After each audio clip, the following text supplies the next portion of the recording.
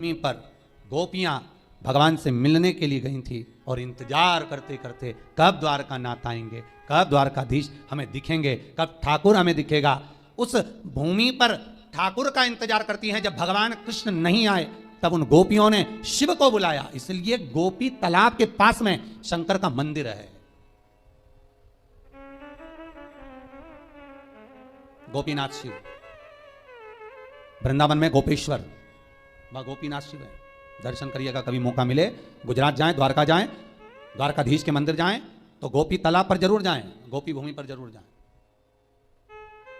इंतजार करती है। जब कृष्ण नहीं आए तब गोपियां शिव को पुकारी। भगवान शंकर एक गोपी का रूप रखकर आए। 2 बार मेरा शंकर गोपी बना है, एक वृंदावन की रज में गोपेश्वर महादेव, दूसरी बार इन गोपियों के बीच में सांत्वना देने के लिए, समझाने के लिए, इनके प्रेम को धीर बंधाने के लिए। बहुत जरूरी है महाराज, आप किसी के सुख में जाकर भड़े ना खड़े हो, पर दुख में कम से कम एक बार जाकर कह सकते हो चिंता करने की जरूरत नहीं है। बैठे हैं अभी हम, इतना बोल देना अभी आपके लिए बहुत बहुत।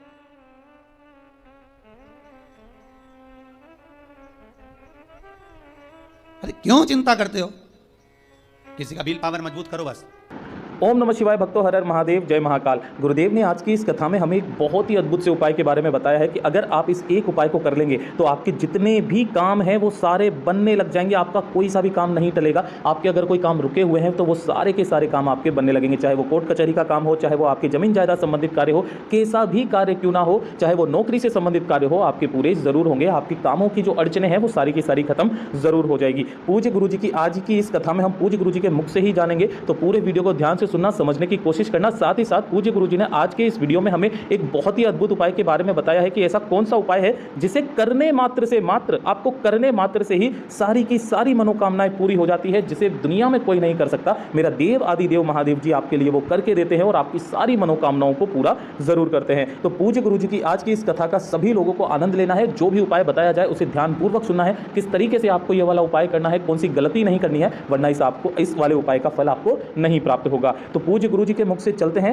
सुनते हैं, बिना किसी देरी किए हुए। ध्यान से सुनना, समझने की कोशिश करना। जिंदगी अगर शिव को दे दी है, भले तुम 2 महीने से कथा सुन रहे हो, भले तुम्हें 2.5 महीना कथा सुनते हुआ है, कोई कह रहा है हम 4 महीने से कथा सुन रहे हैं, कोई कह रहा है हम सावन से कथा सुन रहे हैं, कोई कह रहा है हम आपसे कथा सुन रहे हैं। तुम जब से सुन रहे हो तब से शिव के हो गए, यही समझना तुम्हारा जन्म हुआ है।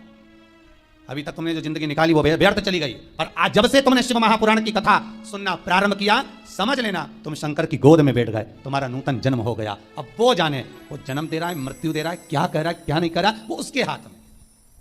और निवेदन करूंगा, गाड़ी का एक्सीडेंट हुआ कोई बात नहीं, गाड़ी तो फिर आ जाएगी, बाबा फिर करुणा कर देगा, पर जान है तो जहान है। बाबा ने तुम्हें तो बचा लिया, खरोच तक नहीं आई, कृपा तो हुई ना बाबा की, बहुत है, उतना ही बहुत है। फिर निवेदन करेंगे, इस व्यासपीठ पर, शिव की व्यासपीठ पर, इस शिव गादी पर जो बाबा बुलवा दे वो आप कर लिए, ये आपका है। नीचे उतरने के बाद हमसे कुछ पूछो, हम कुछ बताने के लायक नहीं है। हम तो आपके जैसे हैं, साधारण मनुष्य। ना हम कोई विद्या जानते हैं, ना हम कोई हम ज्योतिषी जानते हैं, ना हम कोई विद्या हमको नहीं आती। हम तो केवल एक बात जानते हैं कि शंकर हमारा है और हम शंकर के, शिव के सिवा हमारा कुछ नहीं, कुछ नहीं। बाबा ने कृपा करी है, बोलने के लायक बनाया है।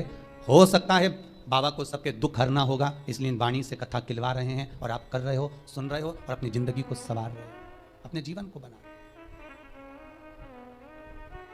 बस विश्वास रखकर शिव का अनुमोदन करो। पहली मृदा, पहली मिट्टी सूर्य कुंड की, दूसरी संपदा के लिए, धन के लिए, वैभव के लिए।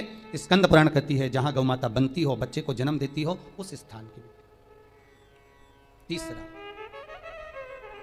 महाराज, गोपी भूमि की मिट्टी, तीसरी मिट्टी है गोपी भूमि। कहां पर है गोपी भूमि?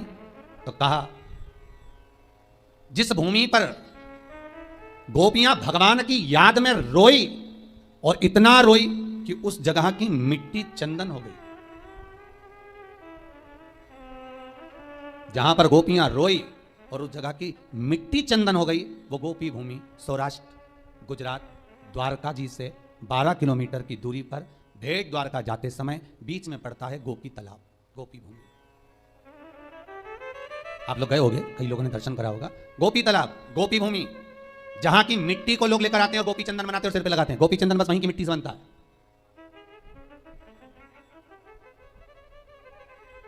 तीसरी मृदा, गोपी भूमि, जिस भूमि पर गोपियां भगवान से मिलने के लिए गई थी और इंतजार करते करते कब द्वारकानाथ आएंगे, कब द्वारकाधीश हमें दिखेंगे, कब ठाकुर हमें दिखेगा, उस भूमि पर ठाकुर का इंतजार करती हैं। जब भगवान कृष्ण नहीं आए तब उन गोपियों ने शिव को बुलाया, इसलिए गोपी तालाब के पास में शंकर का मंदिर है।